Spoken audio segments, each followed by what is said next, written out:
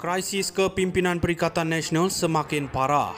Desakan untuk PAS ambil alih jawatan Muhyiddin semakin kuat. Walaupun hubungan Muhyiddin Yassin dan Haji Hadi kelihatan baik dan elok, namun tanpa diketahui ramai ia sebenarnya sedang menghadapi pergolakan. Kedua-dua parti induk yang membentuk Gabungan Perikatan Nasional sedang menghadapi krisis kepimpinan yang sukar dibendung.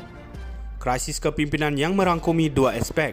Pertama, krisis antara Parti Bersatu dan PAS, dan kedua, krisis dalaman kedua-dua parti.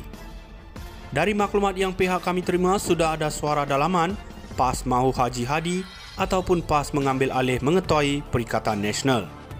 Sudah tiba masanya untuk PAS menerajui PN dan Muhyiddin harus undur beri laluan. PAS sukar berhadapan dengan soalan dari masyarakat dan ahli bawahan kenapa Haji Hadi tidak mengetuai PN. Bagaimana dengan slogan Islam memimpin jika di dalam PN pun PAS tidak memimpin? Slogan PAS berjuang untuk Islam pun kelihatan tidak masuk akal kerana PAS diketuai oleh parti lain yang lebih kecil dan sedikit kerusi.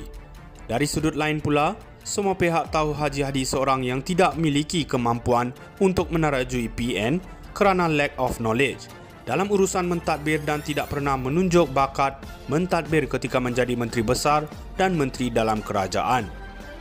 Bagaimana pula nanti berhadapan dengan isu nasional? Sebagai ketua, Hadi perlu banyak membaca dan melihat pelbagai isu secara mendalam dan mengupas. Memperli menyindir pihak lain dan sekali-sekala petik kisah Rasul tidak boleh lagi diguna pakai. Pada PRK Sungai Bakap Muhyiddin diketepikan oleh PAS apabila PAS tidak tunggu Muhyiddin sebagai pengerusi untuk umum nama calon. Gabungan jenis apa ini? Namun yang jelas tiada lagi keharmonian antara mereka. Selagi Muhyiddin tidak diganti, amat sukar untuk bersatu, justify mereka mahu perjuangan, kebenaran dan keadilan.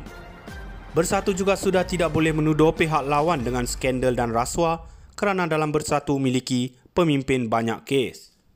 Tun Mahathir juga sudah mati akal kerana di bawah batang hidungnya ada parti yang banyak kes rasuah. Dan bagaimana beliau mahu menjawab kerana dulu beliau paling bising terhadap kes-kes pemimpin UMNO yang beliau cipta.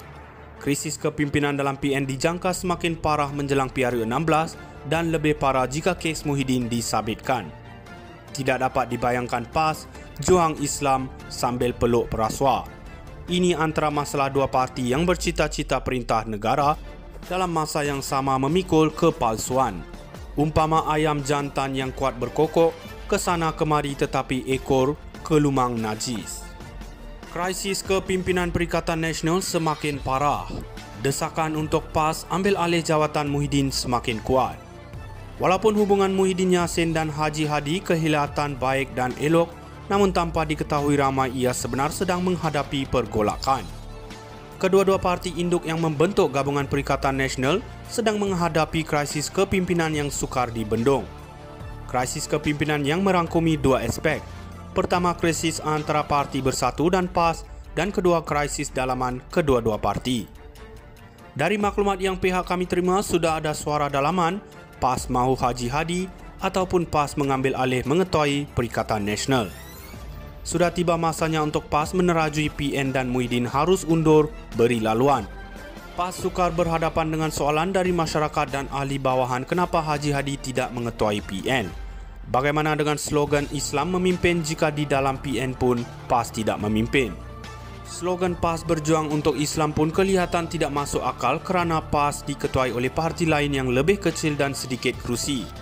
Dari sudut lain pula, semua pihak tahu Haji Hadi seorang yang tidak memiliki kemampuan untuk menerajui PN kerana lack of knowledge dalam urusan mentadbir dan tidak pernah menunjuk bakat mentadbir ketika menjadi Menteri Besar dan Menteri dalam Kerajaan.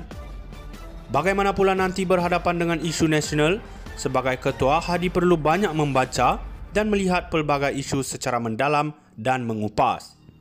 Memperli menyindir pihak lain dan sekali-sekala petik kisah Rasul tidak boleh lagi diguna pakai. Pada PRK Sungai Bakap Muhyiddin diketepikan oleh PAS apabila PAS tidak tunggu Muhyiddin sebagai pengerusi untuk umum nama calon. Gabungan jenis apa ini? Namun yang jelas tiada lagi keharmonian antara mereka.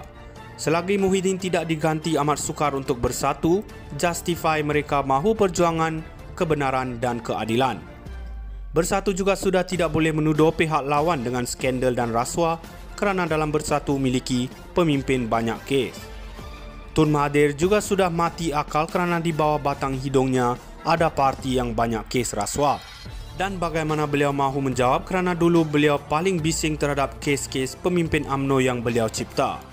Krisis kepimpinan dalam PN dijangka semakin parah menjelang PRU16 dan lebih parah jika kes Muhyiddin disabitkan. Tidak dapat dibayangkan PAS juang Islam sambil peluk perasuah.